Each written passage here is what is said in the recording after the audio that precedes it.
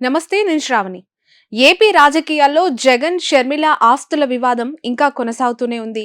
ఇన్ని రోజుల వీరిద్దరి మధ్య రాజకీయంగా వైరం ఉండేదనుకున్నాం. కానీ ఇప్పుడు ఆస్తుల వివాదంగా మారింది. అసలు ఈ ఆస్తుల వివాదం ఏంటి? ఎవరిది తప్పు? ఎవరిది ఒప్పు అనేది ఈ వీడియోలో తెలుసుకుందాం. వైఎస్ జగన్ సీఎం అయిన తర్వాత 2019 ఆగస్టు 31న జగన్, షర్మిల మధ్య ఎంఓయు ఒప్పందం కుదిరింది. ఈడీ, సిబిఐ అటాచ్మెంట్ అయిన తర్వాత సరస్వతి పవర్ కంపెనీలో షేర్లని నీ పేరు మీదకి బదిలీ చేస్తానని జగన్ ఒప్పందం చేసుకున్నారు. అంతవరకు ఈ కంపెనీలో వాటాదారుగా ఉన్న తన తల్లి విజయమ్మ పేరు మీదకి గిఫ్ట్ డీడ్ కింద షేర్లను బదిలీ చేశారు జగన్. చట్టం ప్రకారం అటాచ్మెంట్ లో ఉన్న ఆస్తులను బదిలీ చేయటానికి అసలు వీలుండదు. ఒకవేళ అప్పటికే ఆ కంపెనీలో ఎవరైనా వాటాదారుగా ఉంటే వారి పేరు మీదకి మాత్రమే బదిలీ చేసుకోవచ్చు. అంతే తప్ప అమ్మటానికి, కొనటానికి వీలుండదు. అయితే విజయమ్మ పేరు మీదకి ఈ షేర్లను షర్మిల తమకు తెలియకుండా బదిలీ చేసుకుందని జగన్, ఆయన భార్య భారతి ఆరోపిస్తున్నారు. ఈ మేరకు ఆయన లేఖ రాశారు. నా తండ్రి బ్రతికున్నప్పుడే ఆయన సంపాదించిన ఆస్తిలో ఇద్దరికి సమానంగా వాటాల పంపకాలు జరిగిపోయాయి అనేది దాని సారాంశం. ఆ తర్వాత నేను సొంతంగా కష్టపడి ప్రారంభించిన కంపెనీలో నా చెల్లెల మీద ఉన్న ప్రేమతోనే వాటాలు ఇస్తానని చెప్పాను. దానికోసం ఎంఓయు చేస్తే ఆమె నాకు తెలియకుండా నా తల్లి నుంచి షేర్లను బదిలీ చేసుకుంది. రాజకీయంగా నాకు వ్యతిరేకంగా మారింది. ప్రేమతో రాసిచ్చిన ఈ షేర్లను ఇప్పుడు ఆమె వ్యతిరేకంగా మారింది కాబట్టే వెనక్కి తీసుకున్నానంటున్నారు జగన్. తన తండ్రి చనిపోయిన తర్వాత తన చెల్లెలు షర్మిలకి తన అమ్మ ద్వారా నేరుగా 200 కోట్లు ఇచ్చానని, ఇదంతా ప్రేమతోనే. కానీ ఇప్పుడు తనను వ్యతిరేకిస్తుంది కాబట్టే ఆమె మీద ప్రేమ చూపించాల్సిన అవసరం కూడా లేదన్నారు. ఒకవేళ షర్మిల ప్రవర్తనలో మార్పు వస్తే అటాచ్మెంట్ అయిపోయిన తర్వాత ఈ షేర్ల పంపకాలపై కూడా ఆలోచిస్తానంటున్నారు జగన్. పైగా తనకి అవినాష్ రెడ్డికి వ్యతిరేకంగా మాట్లాడుతున్నట్టు జగన్ కండిషన్ కూడా పెడుతున్నారు అని చెప్పి వైఎస్ షర్మిల కూడా చెప్తూ ఉన్న సందర్భం. ఇక దీనికి షర్మిల కూడా కౌంటర్ గా జగన్మోహన్ రెడ్డికి లేఖలు రాశారు. అసలు మా నాన్న బతికున్నప్పుడు ఆస్తుల పంపకాలే జరగలేదని చెప్తున్నారు ఆమె. ఆయన చనిపోయిన తర్వాత తనకిచ్చిన 200 కోట్లు కూడా తనకు చెందిన వాటాలో భాగంగా డివిడెండ్ రూపంలో ఇచ్చినవే తప్ప జగన్ ప్రేమతో ఇవ్వలేదని ఆవిడ అంటున్నారు. తండ్రి చనిపోయిన తర్వాత జగన్ పార్టీ కోసం తన ఫ్యామిలీని కూడా పక్కన పెట్టేసి కష్టపడ్డానని షర్మిల ముందు నుంచి చెప్తూ ఉన్నారు. ఇప్పుడు ఆ లేఖలో అదే చెప్తూ ఉన్నారు. 2019లో అధికారంలోకి వచ్చేంత వరకు బాగానే ఉన్నారు. కానీ అధికారం రాగానే జగన్మోహన్ రెడ్డిలో చాలా వ్యత్యాసం చూశానని ఆమె మాట్లాడుతున్నారు. సీఎం అయ్యాక నెల రోజులకే ఇజ్రాయెల్ పర్యటనలో విడిపోదామని చెప్పారని, చివరికి సాక్షి, భారతీ సిమెంట్స్ లో 60% వాటా కావాలని జగన్ అన్న అడిగినట్లు తెలిపారు షర్మిల. ఇక చేసేదేం లేక చివరికి ఒప్పుకున్నట్లు ఆమె చెప్పారు.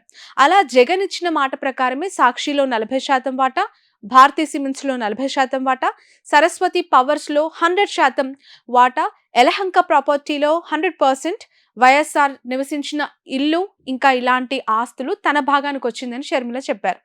Bharathi cements, Yelahanka property attach కాలేదు కాబట్టి అది వెంటనే రాసిస్తామని, మిగతా ఆస్తులు కేసులు పూర్తయ్యాక ఇస్తామన్నట్లు ఎంఓయు ఒప్పందం రాసించినట్లుగా చెప్తూ ఉన్నారు. అయినా సరే ఇప్పటి వరకు తనకు ఒక ఆస్తి కూడా ఇవ్వలేదని షర్మిల ఆరోపిస్తున్నారు. ఓకే, తాము పదే పదే అడిగితే చివరికి ఒక కండిషన్ మీద ఒప్పందం చేసుకుందామన్నారు. జగన్ కు, అవినాష్ రెడ్డికి వ్యతిరేకంగా మాట్లాడొద్దని ఆ ఒప్పందం సారాంశం. కానీ నేను దానికి ఒప్పుకోలేదు కాబట్టే ఆ ఒప్పందం జరగలేదు. సరస్వతి కంపెనీలో షేర్లు అసలు ఈడీ అటాచ్మెంట్ లో లేవని, కేవలం ఆ 32 కోట్ల విలువైన భూములు మాత్రమే ఈడీ అటాచ్మెంట్ లో ఉన్నట్లు షర్మిల చెప్తూ ఉన్నారు. కాబట్టి తాము షేర్ల బదిలీకి, జగన్ బెయిల్ రద్దుకు అసలు లింక్ ఏంటి, ఎక్కడా సంబంధం లేని ఈ రెండు ఇష్యూస్ ని జగన్ ఎందుకు కలుపుతున్నారు అనేది షర్మిల లేఖలోని సారాంశం.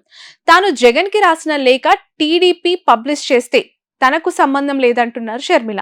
చంద్రబాబు చేతిలో బాణం అవ్వాల్సిన అవసరం వైఎస్ బిడ్డకు అవసరం లేదంటున్నారు. ఇలా ఆస్తుల వివాదంపై ఎవరి వాదన వారు వినిపిస్తున్నారు. జగన్ ఒకటి చెప్తూ ఉంటే షర్మిల మరొకటి చెప్తున్నారు. దీంతో జనాల్లో విపరీతమైన ప్రశ్నలు తలెత్తుతున్నాయి. అసలు ఎవరు చెప్పింది రైట్, ఎవరు చెప్పింది రాంగ్ అనేది తెలియక ఏపీ ప్రజల్లో ఇప్పుడు వైఎస్ అభిమానుల్లో, కార్యకర్తలు, ఎస్పెషల్లీ పార్టీ కార్యకర్తల్లో చాలా అనుమానాలు వ్యక్తమవుతున్నాయి. ఇంతకీ ఈ ఆస్తుల వివాదం ఇటు ప్రజలకి, అటు వైసీపీకి గాని, ప్రతిపక్ష ప్రతిపక్షాలకి గాని ఉన్న అనుమానాలు, వీటిలో తలెత్తుతూ ఉన్న ప్రశ్నలు ఎన్నో ఉన్నాయి. ఒకసారి వాటిని మీకు తెలియజేసే ప్రయత్నం చేస్తాను. ముందుగా షర్మిలకు ప్రస్తుతం కొన్ని ప్రశ్నలు సంధిస్తూ ఉన్న చాలా మంది వీటి గురించి మాట్లాడుతున్నారు. షర్మిల గురించి ప్రస్తావన వచ్చినప్పుడు అసలు ఎంఓయు 2019లో ఒప్పందం చేస్తే ఇన్ని రోజులు ఎందుకు ఆగారు షర్మిల? 2024లో ట్రాన్స్ఫర్ చేయించుకోవాల్సిన అవసరం ఏంటి?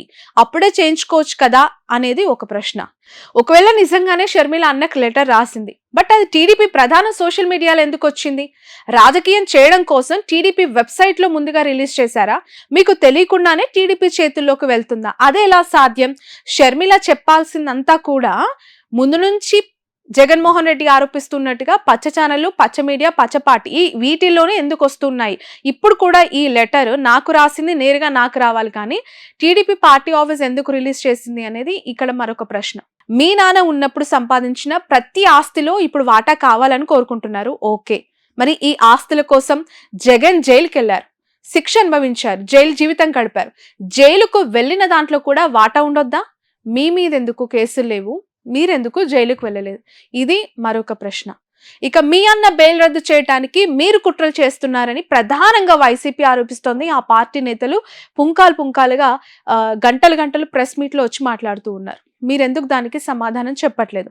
బెయిల్ రద్దు చేయించటానికి టీడీపీతో మీరు చెయ్యి కలిపారని, లోపాయికారు ఒప్పందం చేసుకున్నారని షర్మిల ప్రయత్నిస్తుంది అన్న దానికి స్ట్రైట్ ఆన్సర్ షర్మిల ఇప్పటివరకు ఎందుకు ఇవ్వట్లేదు? జగన్ కి కూడా మరికొన్ని ప్రశ్నలు సంధిస్తూ ఉన్నారు. ఎంత ఇది ఫ్యామిలీ ఇష్యూ అయినా ఇది బాహాటంగా ప్రొజెక్ట్ అయిపోయింది, జనాల నోళ్ళలో నాతోంది, ప్రధాన అధికార పక్షాలకు సంబంధించి ప్రతిపక్షం మధ్య యుద్ధం దీని గురించి జరుగుతుంది. కాబట్టి ఇక్కడ జగన్ కి కూడా కొన్ని క్వశ్చన్స్ రేజ్ అవుతూ ఉన్నాయి.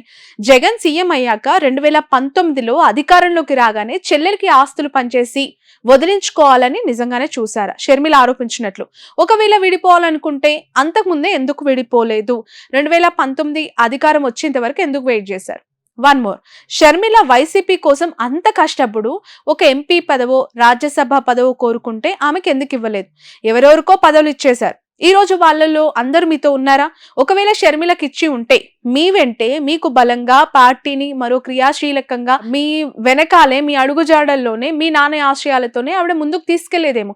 చాలా మందికి ఈ రోజు బీదామస్తాన్ అవ్వచ్చు, మోపిదేవ్ అవ్వచ్చు, వాసిరెడ్డి అవ్వచ్చు, ఇట్లా ఎంతో మంది చెప్పుకుంటూ పోతే ఎన్నో పదవులు మీరు పార్టీ అధికారంలోకి వచ్చాక ఇచ్చారు. వాళ్ళందరూ ఈ రోజు మీతో ఉన్నారా? వైఎస్ షర్మిలకు ఒక పార్టీ పదవి అడుగుంటే అది ఇచ్చేస్తే ఈ రోజు పరిస్థితులు ఇలా ఉండేవి కాదేమో. ఇది కూడా ఒక ప్రశ్న. ఇక వైఎస్ వివేక హత్య కేసు మీ జీవితాన్ని, ఎస్పెషల్లీ మీ పొలిటికల్ కెరియర్ ని నాశనం చేసేస్తోంది కదా. అది తీవ్రంగా 2019 నుంచి పట్టి పీడిస్తుంది. వైఎస్ అవినాష్ కి వ్యతిరేకంగా మాట్లాడొద్దని జగన్ ఎందుకు అన్నారు? ఇలా చేస్తే మీ మీదనే చెడుగా ప్రచారం జరుగుతోంది. అసలు మాట్లాడొద్దు అని వార్నింగ్ ఇచ్చారు కాబట్టే ఇప్పుడు ఇలా చేస్తున్నారని షర్మిల డైరెక్ట్ గా ఆరోపిస్తోంది. నిజంగానే జగన్ అవినాష్ గురించి వివేక ఇష్యూ మీడియాలో ఎక్కడ మాట్లాడొద్దని షర్మిలకి ఫోర్స్ చేసి ఉంటారా? షర్మిలకు వార్నింగ్ ఇచ్చి ఉంటారా? ఇక సొంత చెల్లికి తల్లికి రాసించిన ఆస్తిని అమ్మొద్దని కోరవచ్చు, కానీ రాజకీయం కోసం మీ ఆస్తులను మీరు వెనక్కి తీసుకోవడం ఎంతవరకు కరెక్ట్? రాజకీయాలకు వ్యక్తిగత సంబంధాలకు ముడిపెట్టడం సమంజసమేనా అని చెప్పి షర్మిల ఇప్పుడు ప్రశ్నిస్తుంది. చాలా మంది ప్రశ్నిస్తూ ఉన్నారు. చాలా ఇళ్లలో గొడవలు ఉంటాయి, చాలా ఇళ్లలో అనేక ఇష్యూస్ ఉంటాయి, కానీ ఎవరు తల్లిని చెల్లిని ఇలా కోర్టుకు రాగరు కదా, కోర్టు వరకు తీసుకెళ్లరు కదా అనేది షర్మిల స్ట్రైట్ గా టు ది పాయింట్ ఆమె ప్రెస్ ని అడ్రస్ చేసినప్పుడు చెప్తుంది. నిజమే, ఎవరు కూడా తల్లిని చెల్లిని లాగరు, కోర్టు మెట్లు ఎక్కించరు. కొడుకుని లాగిన సందర్భాలు తల్లులు చెల్లెలు చేసిన ఉండొచ్చు, కానీ ఫస్ట్ టైం టిఎల్ కి సంబంధించి తల్లిని చెల్లిని కోర్టు వరకు తీసుకెళ్లటం అనేది ఒక చర్చకి దారితీస్తున్న అంశమే. కానీ దానికి దారితీసిన పరిణామాలు చాలా తీవ్రంగా ఉన్నాయి. బయటకు చెప్పుకోలేని సందర్భంలోనే జగన్మోహన్ రెడ్డి గత్యంతరం లేక నలుగురు ముందు బజార్లో పెట్టడం ఇష్టం లేక సెప్టెంబర్ నెలలోనే ఆయన లా ట్రిబ్యునల్ కి ఆయన లెటర్ రాయడం జరిగింది. అతను దీన్ని కోర్టులోనే తేల్చుకోవాలనే ఉద్దేశంతోనే ఆయన సైలెంట్ గా ఈ పని చేశారు అనేది అతని అనుయాయులు అవ్వచ్చు, పార్టీలో ఉన్న జగన్మోహన్ రెడ్డితో ట్రావెల్ చేస్తున్న సీనియర్ లీడర్స్ అవ్వచ్చు చెప్తూ ఉన్నారు.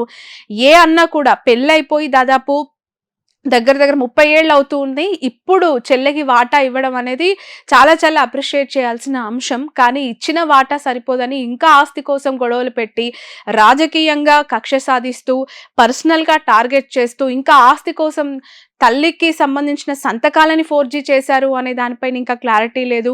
ఒకవేళ నిజంగానే వైఎస్ విజయమ్మ సంతకం ఫోర్జరీ చేశారా? దానికి సంబంధించి కూడా షర్మిల క్లారిటీ ఇవ్వాల్సి ఉంటుంది.